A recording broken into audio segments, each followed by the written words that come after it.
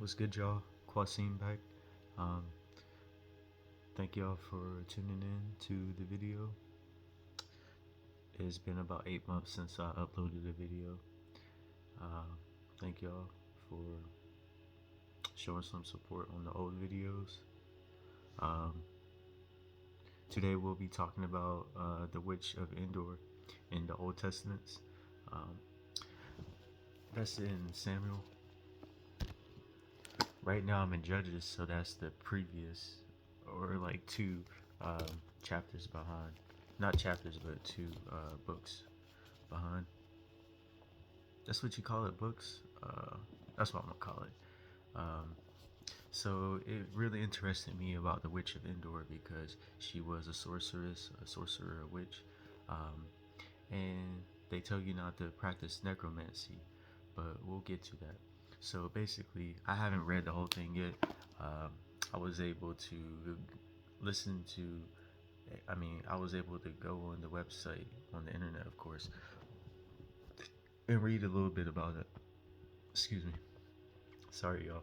And read a little bit about the story of the witch and Saul and Solomon. Um, it really interested me because this is what some of us do. Um, we kind of all talk to dead spirits like necromancy. But anyway, I'll get to that too. But anyway, it talks about. Let me put the Bible up. Looking like a priestess head ass. Uh, it talks about the witch. She was just minding her own business, doing rituals and spells in her own private home, and she got visited by Saul, um, and he was the first king of Israel. It says, um, and I think I've listened to Dolo. Shout out to him. Um, he said that he had many wives, so So maybe that's showing that he had many feelings towards something. In the story, it brings characters and stuff, but in the mindset, it might show that he had so many feelings towards something. So maybe he had a lot of feelings towards this situation. Um, so anyway, he visited her, and he told, because it's against the rules, he's a king, so it's against the rules to use necromancy and stuff and witchcraft. So he told her she wouldn't get in trouble. It says here. Um, Verse 10, it says, And Saul sware to her by the Lord, saying, And the Lord liveth, there shall be no punishment happen to thee for this thing. Verse 11, Then said the woman, Whom shall I bring up unto thee? And he said, Bring me up Samuel. I keep saying Solomon. Samuel. Sorry about that. I don't know why Solomon is in my head. Um, Samuel. So Samuel was a dead spirit. So a dead thought that's been risen up. And here it says on verse 13, which really, I'm going to just read 12 too. And then when the woman saw Samuel, she cried with a loud voice, and the woman spoke to Saul, saying, Why hast thou deceived me? For thou art Samuel. So art, that's her art. Like the metaphysical behind what she's doing, the witchcraft is her art. And 13, what I was talking about. And the king said unto her, Be not afraid of what sawest thou? And the woman said unto Saul, I saw gods ascending out of the earth. Gods. So they used to think kings were like man gods. So gods, your mind, they say, like the Jews and stuff, worship their mind and they call it God. So basically, the mind risen out of the body and out of the earth, the firmament, God rise. So she's basically saying she saw Saul rise out of the mind into like the ethers, basically. So that um, really interested me.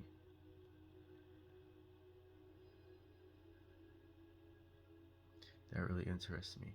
I haven't read the whole thing yet, but I just wanted to go over like the brief part because, like I said, I'm in Judges right now. So it's like they want you to practice necromancy on their time. It's just like in church where on Sundays they tell you to eat the bread of the skin of God, skin of Jesus, and drink the juice. So that's the blood, and then the flesh. So you're worshiping a dead spirit, a dead idol. Um, so that's bringing the dead to life. So it's like rising the dead to life. Same same situation as, I hope the music isn't too loud. Same situation as when Jesus rose from the ashes during Easter. His dead spirit rose from the coffin. So it's kind of like you're giving birth back to a dead spirit, but it isn't really dead because we're still giving that entity life. Um, but it really shows like that this this book of Samuel, it really shows us how we really give a lot of how we're playing out the witchcraft in itself. Like we're playing it out by giving these entities life by our energy, our thoughts, and our feelings. We're giving those entities life still. Um, it's like it goes deep because we're doing it with the actual thing, and then it tells us inside the story what we're doing. Um, and it's just crazy that for a king to sit there and tell someone to do something when it's against the rules, just because that person's a king, so they can just get it away with it. Um, we see it today. Like, I'm not gonna get too far into like the government politics and stuff, but we see them getting away with stuff. So it's like politics back in the old days. Um, and I was looking at the numerology. I did not know this, so today is the 20th, and it's 9 plus 20 is what, 19 to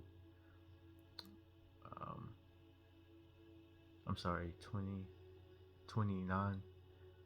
9 plus 2 is 11, 2, so that's 2. And then we got 2023, which is 7, so that's 27. And look at this. Look at the new. Look at the reduction. It's 27 for witch, and witch of endor. I did not know this is 57. 57 is lanthanum. That means lens. To remain hidden. Oh my god, I forgot about that. Look at this, y'all. Look at this, y'all. I forgot. Oh my god, I forgot about this. This is my numerology. 20 is my first name. Adds up. But my first and last name adds up to 57. I did not know this, y'all. I'm tripping. Oh my god. Look at this, y'all. I didn't even know the witch, she's hidden in her cave. And look at lanthanum, bruh. The name derives from the Greek lanthanion, meaning to lie hidden, bruh. Lie hidden. And you see the lens? This, the number right here equals up to 14. That equals up to 14. 14 is silicone, and 41, 41 is silicone, 14 is nobium. So that talks about the princess, the daughter of King Tertullian. So we got Saul, who's the king, and it's like a daughter, which is like a descendant feeling. And how I told you about Saul and the many wives he had, bro. But look at this. Lie hidden. That is insane. I forgot about that. Look, I'll show you niobium here, which is the daughter of the king Tertullius, which is chosen because of the similarity to Tertullian. Tintalium, my bad. Bro, look at that. That's insane. 68. Look at that. 68 is what is 68? 86 is radon, so that shows the home. I'll show you. And 68 is I forgot, but it shows like it adds up to 777. Oh, erbium. Yeah, erbium. Look at that. erbium, and it shows like the ritual pit. So she in the Witch of Eden, she talks about how the rituals, she has the ritual pit. So this could show you as like the ritual pit, and this adds up to 777. And let me show you radon. Look, radon, the sun, and 19 is the sun card. And look at the home, the houses behind. Look at that. When you see that, usually it talks about like laboratory, like experiments and stuff. So what is she doing? She's doing experiments with her rituals inside the home. And we're in Virgo season 6. 6 is Virgo is like the magician. 6, Virgo and Gemini, the magician. So that's doing analytical repetition. And look at that, 86. You know, Krypton is 86, and that meaning hidden. Look at that, 86. 86, 68. You know how they say you just got 86? 86.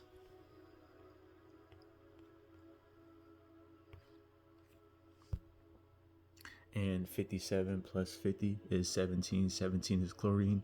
So I see that as like cleaning, like chlorine is like death, like rising to death. Look at this. I'm sorry if I'm all over the place. I hope y'all understand what I'm saying. Look at that.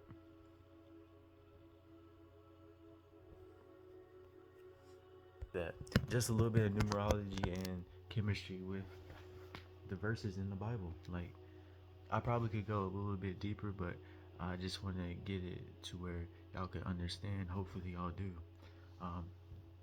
Yeah, this is mad insane. Like, look at that. Like, I forgot that I had looked up what Witch of Endor did equaled up to before this video started, but I have forgot that lantana meant to lie hidden. Bro, she's a witch. She's hiding in her space, and someone paid a visit to her. Look at that. Oh my god. Okay, look, last thing. Look, you got 57 plus 50, 107. And look what life equals to. 17. What was Saul wanting the witch to do? Bring life to Samuel, dead to life. Look at that. Hey, I hope y'all enjoyed the video.